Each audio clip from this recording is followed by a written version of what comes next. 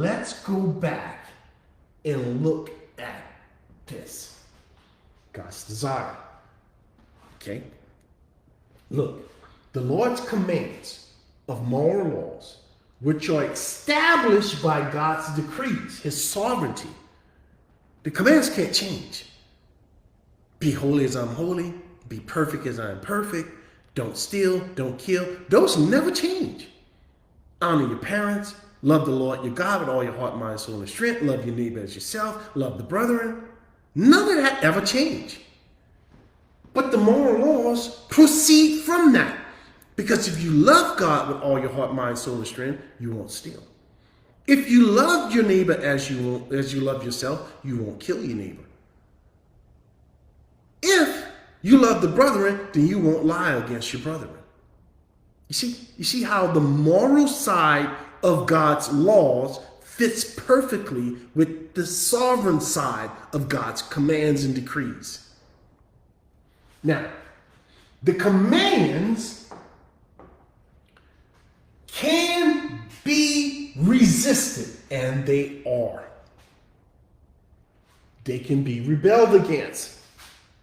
Through what? This is why God says he's going to judge every single thought and every intent of the heart. Here are the three things that's coming into judgment. Is God's sovereign will? Can it be resisted? No. You can't resist God's sovereign will. He says you can only live on the top side of the earth. Have you tried to go live in space? It won't work. He says you can't fly. Have you tried to fly? It won't work. He says you can't breathe underwater. Have you tried to breathe underwater without some apparatus helping you? Like you would normally breathe on the top side of the earth. No, you can't.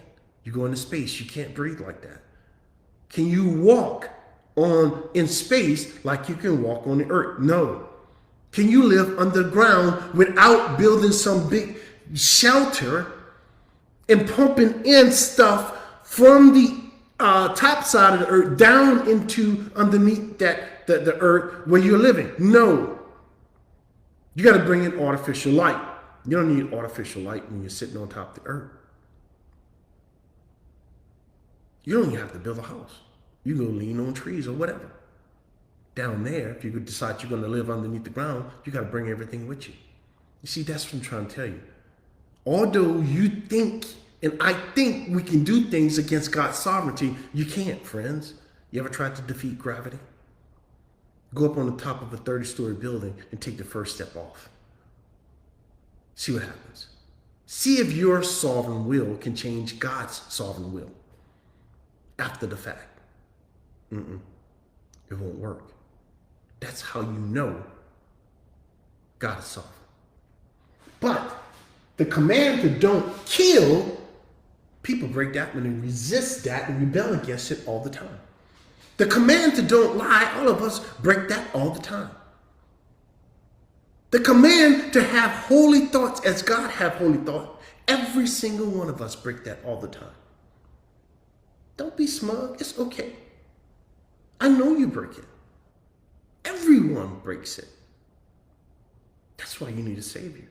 Should you break it? Of course not. Should you boast about breaking it? Of course not. Makes me sad. Really, really sad. That I can't even keep my thoughts from betraying me. Although I want every single one of them to be holy and righteous in front of God. But I'm not stupid to believe that they are. They're not. Your behavior. Sometimes the way I talk to my kids, it's not right. Sometimes the way I talk to my wife, that ain't right. And God doesn't excuse that stuff, friends. I know people, just because God doesn't strike you dead on the spot, they think God excused that. No. The soul that sin, it shall die. So no, God doesn't excuse that. Yet, when we resist, when we rebel, and we all do, have real consequences. God has set in motion consequences for every single sin. And then there's a judgment coming for everything else. The scriptures call this right here, these consequences, sowing and reaping. That's what the scriptures call it. Most people call it karma. You call it whatever you want. God calls it sowing and reaping. Galatians 6, 7 and 8. Don't you deceive yourself, friends.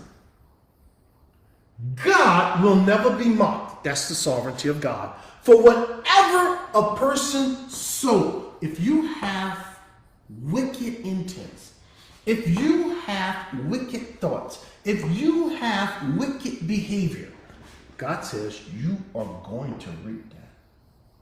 Now listen. Is it possible to not reap as much as you should reap based on the level of wickedness that you did? Yes, in this life. But there's no escaping it at the judgment. Let me show you something.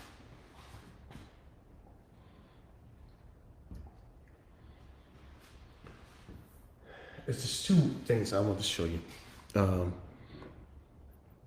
One is in the book of Timothy.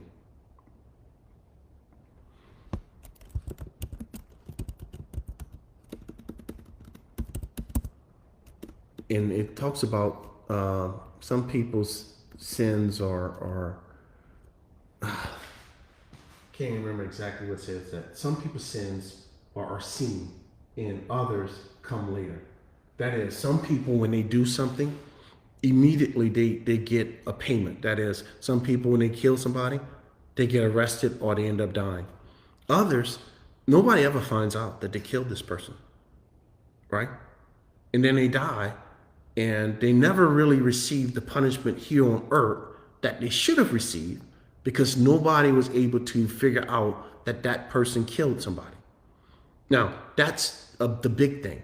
But there's lies, there's wicked thoughts, and these people are raping people in their minds every single day. They do it. Who pays for that? Nobody. There's no thought police here on the earth. But God says, I got thoughts. Watch this.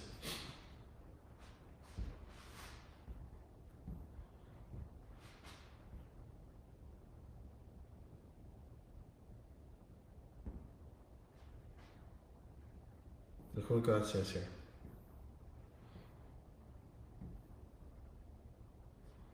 Here's the first one. You two things. Then I saw a great white throne, and him who sat on it, from whose face the earth and heaven fled away, and there was found no place for them. They're annihilated. And I saw the dead in trespasses and sins, small and great, standing before God, and books were opened. So, friends, this is at the end of the age. There's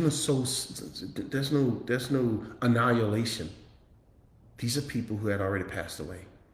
And another book was opened, which is the book of life, and the dead were judged according to their works, by the things which are written in the books. So everybody get judged that way. Now, look at what Solomon says over in the book of Ecclesiastes.